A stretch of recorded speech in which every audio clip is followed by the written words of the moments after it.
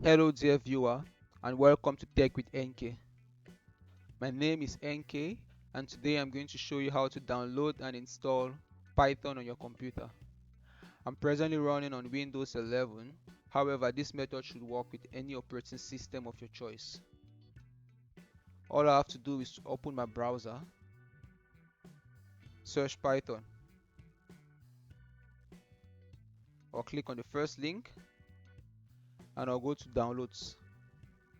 I'm presented with a link to download Python 3.12.1, which is the latest stable version of Python as of the recording of this video.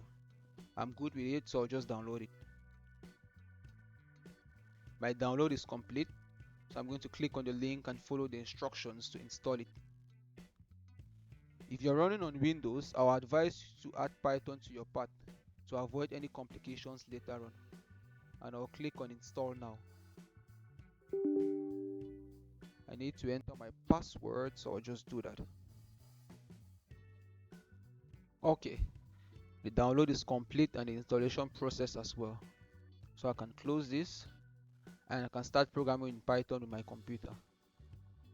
To program with Python on your computer, I'll advise you to use a code editor and not the default one that comes with Python in the Python installation.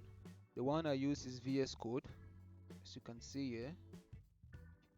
And if you want me to show you how to download and install VS Code, I'll leave a link on the description below of a video I made before. Thank you for following to the end. Have a good day.